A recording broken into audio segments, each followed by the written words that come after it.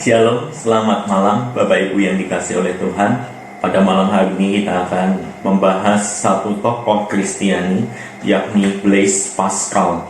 Namun sebelumnya saya akan membacakan kebenaran firman Tuhan yang terambil dari 1 Korintus. 1 Korintus pasal yang pertama, ayat yang ke-18 sampai 21. 1 Korintus pasal pertama, ayat yang ke-18 sampai 21. Hikmat Allah dan hikmat manusia. Sebab pemberitaan tentang salib memang adalah kebodohan bagi mereka yang akan binasa. Tetapi bagi kita yang diselamatkan, pemberitaan itu adalah kekuatan Allah. Karena ada tertulis, Aku akan membinasakan hikmat orang-orang berhikmat, dan kearifan orang-orang bijak akan kulenyapkan. Dari manakah orang yang berhikmat? Di manakah ahli Taurat? Di manakah pembantah dari dunia ini? Bukankah Allah telah membuat hikmat dunia ini menjadi kebodohan? Oleh karena dunia dalam hikmat Allah tidak mengenal Allah oleh hikmatnya, maka Allah berkenan menyelamatkan mereka yang percaya oleh kebodohan pemberitaan Injil. Demikianlah firman Tuhan. Bapak Ibu, mari kita melihat profil Blaise Pascal, penemuannya, dan juga guncangan iman yang ia hadapi. Blaise Pascal lahir di Clermont-Ferrand, Prancis pada tanggal 19 Juni 1623. Orang tuanya, yakni ayahnya bernama Etienne Pascal dan ibunya bernama Antoinette Bacon. Ada dua saudara perempuan, yakni Gilberte Pascal dan juga Jacqueline Pascal.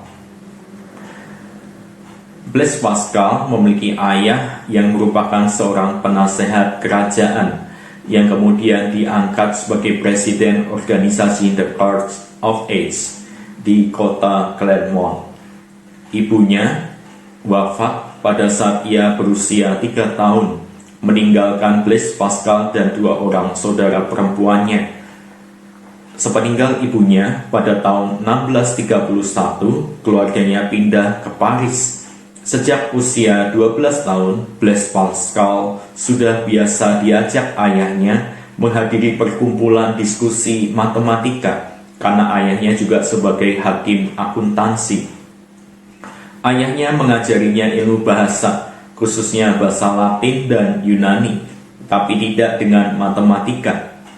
Ayahnya sengaja melewatkan pelajaran matematika agar Blaise Pascal semata-mata ingin tahu untuk mempelajari matematika.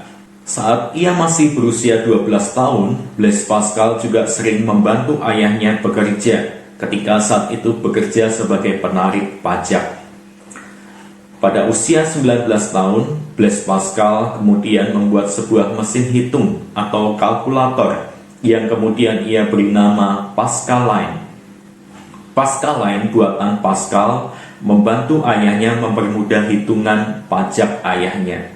Mesin temuan tersebut kemudian menjadi bahan perbincangan dan Blaise Pascal mendapat banyak pujian. Pascaline buatan Pascal merupakan cikal bakal kalkulator digital masa sekarang dan juga hitungan yang ada di dalam komputer masa kini. Seiring dengan berjalannya waktu, Blaise Pascal terbiasa bereksperimen dengan bentuk-bentuk geometri serta menemukan rumus-rumus geometri standar dan memberikan nama rumus dengan namanya sendiri. Ia menemukan geometri yang menakjubkan. Kadang-kadang ia menyebut teorema tersebut sebagai heksagram ajaib, sebuah teorema tentang persamaan persilangan antar garis. Pada tahun 1640, saat usianya 21 tahun, Pascal sekeluarga pindah ke kota Rouen. Saat itu, ia masih diajari langsung oleh ayahnya. Namun Blaise Pascal belajar dengan sangat giat sampai menguras stamina dan kesehatannya sendiri. Pada usia 21 tahun tersebut, ia berhasil menemukan barometer pompa hidrolik, dan alat suntik. Blaise Pascal dibesarkan dalam iman Katolik, namun setelah ayahnya meninggal dan adiknya Jacqueline menjadi biarawati, Pascal malah memasuki masa yang sangat duniawi dalam hidupnya. Bukannya ia melepaskan imannya, tetapi ia mengabaikan persekutuan dengan Tuhan. Persekutuan dengan Tuhan tampaknya menguap di tengah hasratnya yang membara dalam pengejaran intelektualnya. Semua pencapaian Blaise Pascal mestinya membuat hidupnya menyenangkan, tetapi yang terjadi adalah sebaliknya. Kondisi tubuhnya semakin lama semakin merosot, dan dokter menyarankan untuk bersenang-senang, mengesampingkan dulu kesuntukannya atas berbagai penelitian. Namun, semua kesenangannya itu justru membuatnya menyatakan, "Aku merasa muak dengan dunia ini," katanya kepada Jacqueline, adiknya yang sudah menjadi biarawati. Pada usia 24 tahun terjadi guncangan iman pada diri Pascal. Ia mulai meneliti tulisan para filsuf besar untuk mendapat penghiburan, tetapi tidak menemukan apa-apa. Ia berpaling kepada Alkitab, tetapi firman Tuhan membuatnya kian meratapi kemalangan dan ketandusan hidupnya. Dalam guncangan iman tersebut, Pascal mulai berefleksi, apa artinya hidup manusia? Ia menuliskan sebagai berikut. Kalau kurenungkan pendeknya hidup yang tertelan oleh keabadian, sebelum aku ada dan sesudah aku ada, maka aku menjadi gentar dan heran, mengapa aku justru hidup kini dan bukan dulu atau nanti? Siapakah yang menempatkan aku kini dan di sini? Pascal mempertanyakan, apa sebenarnya tujuan hidup? Apakah tujuan hidup adalah mencari Allah? Pascal menuliskan, tidak mungkin Allah dapat menjadi tujuan apabila ia tidak merupakan titik tolaknya juga. Mencari iman dimulai dengan menerima iman. Iman itu diberikan oleh Tuhan sendiri. Disinilah Pascal mulai mendalami teologi Agustinus dan Rasul Paulus. Pascal yang sejak kecil sudah diajarkan bahasa Latin dan Yunani oleh ayahnya, ia mulai membaca buku teologi yang ia pelajari sendiri. Semua kegelisahan dan pergumulan iman itu ditulis oleh Pascal di dalam catatan-catatan lepas. Baru kemudian setelah Pascal meninggal, kertas-kertas tersebut dikumpulkan dan diterbitkan sebagai buku yang berjudul Pensis. Siarah iman Pascal bukan berarti ia membuang semua keilmuannya dan intelektualnya. Ia tetap menghargai peranan otak atau akal budi yang ia miliki. Ia menuliskan, manusia hanyalah sebatang ilalang, tetapi ia adalah ilalang yang berotak. Harga manusia terletak pada otaknya. Jadi, marilah kita memakai otak kita untuk hal-hal yang baik. Pascal kemudian mengaku, otak itu adalah pemberian Allah. Karena itu, otak perlu dipakai dalam ketaatan kepada Allah. Tidak pakai otak adalah dosa, namun pakai otak tanpa mentaati Allah adalah juga dosa.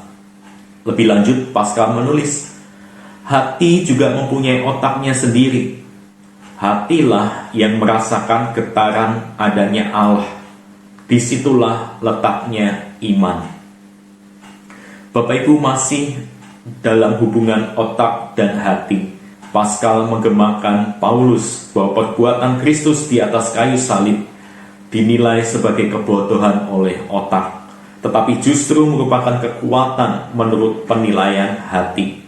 Pascal menuliskan, barang siapa mengenal Allah tanpa mengenal adanya dosa sendiri, tidaklah memuliakan Allah, melainkan hanya memuliakan diri sendiri. Dunia tidak mengenal Allah oleh hikmat-Nya, maka Allah berkenan menyelamatkan mereka yang percaya oleh kebodohan pemberitaan Injil. 1 Korintus 1 ayat 21. Bapak Ibu, lambat laun penyakit Paskal semakin parah. Di dalam penyakit yang bertambah parah, Paskal banyak menulis tentang penderitaan hidup. Catatannya berbunyi, "Ya Juru Selamatku, biarlah nyeri-nyeri yang kurasakan ini mengundangmu untuk mengunjungi aku. Pada bekas-bekas penderitaanmu lah engkau mengenali mereka kembali yang menjadi muridmu. Kenalilah aku kembali sebagai muridmu dalam penderitaan yang sedang aku alami. Persatukanlah keinginanku pada keinginanmu, persatukanlah penderitaanku dengan penderitaanmu. Biarlah bukan lagi aku yang hidup dan yang menderita, melainkan engkaulah yang hidup dan menderita dalam diriku, yang hanya sekelumit saja mengambil bagian dalam segala penderitaanmu." Bapak Ibu, penyakit yang diderita oleh Paskal semakin menggerogoti tubuh dan jiwanya. Seringkali ia juga tidak bisa melangkahkan kakinya, sebab ia sering melihat ada jurang yang ada di hadapannya, bahkan di bawah kakinya sendiri. Ayahnya sudah lama meninggal, kakak perempuannya sudah berumah tangga dan tinggal jauh. Sekarang Paskal hanya ditopang oleh kawan-kawannya dan oleh adik perempuannya, Jacqueline, yang saat itu menjadi biarawati. Pada tanggal 19 Agustus 1662, Paskal berucap, "Semoga Kristus tidak meninggalkan aku." Setelah ia mengucapkan demikian, ia meninggal dunia. Bapak Ibu, pada saat Paskal meninggal, di lipatan bajunya ditemukan secarik kertas yang sudah kumal yang 8 tahun ia simpan. Kertas itu bertuliskan demikian: "Senin 23 November 1654, kira-kira dari pukul 22.30 sampai 00.30, Tuhannya Abraham, Tuhannya Ishak, Tuhannya Yakub, bukan Tuhan para filsuf dan cendekiawan, kepastian, kesadaran, sukacita, damai. Tuhan Yesus Kristus akan menjadi Tuhanku. Semoga aku tidak lagi terpisahkan daripadanya." Bapak Ibu yang dikasihi oleh Tuhan, Paskal, sang penemu, telah menemukan Kristus. Atau lebih tepatnya, sang penemu itu telah ditemukan Kristus. Hatinya menggenggam apa yang selama ini tidak terjangkau oleh daya pikirnya. Jiwanya diliputi oleh kepastian, sukacita, dan damai sejahtera. Aib akibat merasa terpisah dari Allah digantikan oleh keyakinan penuh akan kasih karunia. Kiranya Allah tidak pernah meninggalkan aku.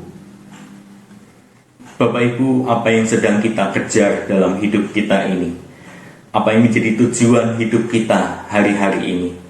Apakah setiap pengejaran dan apakah setiap tujuan hidup kita semuanya hanya untuk memuliakan nama Tuhan, atau hanya untuk sekedar menyenangkan diri kita sendiri?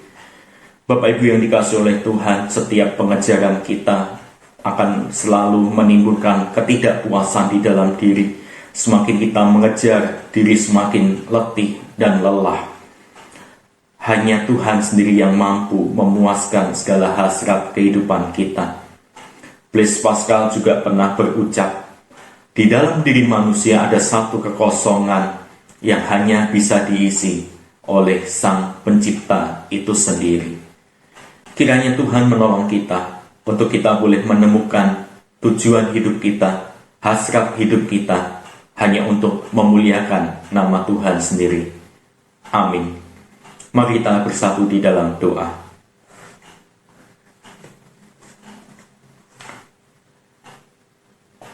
Tuhan Allah Bapa kami yang bertata dalam kerajaan surga yang mulia, kami boleh belajar ya Tuhan dari Blaise Pascal, bagaimana seorang yang begitu luar biasa, berbakat secara intelektual dan juga secara ilmu matematika dan fisika, ternyata memiliki banyak pertanyaan tentang Allah dan mengalami guncangan iman. Ya Tuhan, terkadang kami juga mengalami guncangan iman sama seperti iblis Paskah. Kami mengejar akan kepuasan diri kami mengejar akan hasrat pribadi kami. Tuhan, tolong kami, supaya Engkau sendiri yang menolong kami untuk dapat memuaskan hasrat kami. Kami menyadari ya Tuhan, hasrat ini hanya bisa dipenuhi oleh Engkau sendiri. Tuhan, tolong kami, di dalam masa-masa mulai bekerja hari-hari ini, kiranya Tuhan memberikan kami hikmat dan kekuatan, agar kami boleh tetap menjaga kesehatan dengan baik.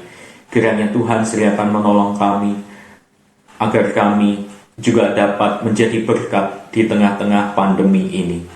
Kami berdoa ya Tuhan, Engkau sendiri akan memakai setiap kami, untuk kami boleh dapat memuliakan nama Tuhan. Bagi setiap diri kami yang mungkin kehilangan pekerjaan, berikan kami hikmat ya Tuhan, untuk boleh beradaptasi dengan baik, agar kami boleh dapat menemukan pekerjaan yang baik, yang dapat kami lakukan sesuai dengan hobi dan passion kami. Terima kasih ya Tuhan, kami serahkan seluruh kehidupan kami ke dalam tangan Tuhan. Tuhan, tolong kami di dalam peribadatan kami, meskipun dilakukan secara jarak jauh, tetapi biarlah itu tidak mengurangi kerinduan hati kami, untuk kami boleh bersekutu dengan Tuhan, dan kami boleh merasakan kebersamaan dengan Tuhan sendiri. Terima kasih ya Tuhan, inilah setiap doa sembahyang kami. Hanya di dalam nama Tuhan Yesus Kristus kami sudah berdoa. Amin. Selamat malam Bapak Ibu, Tuhan Yesus memberkati kita sekalian.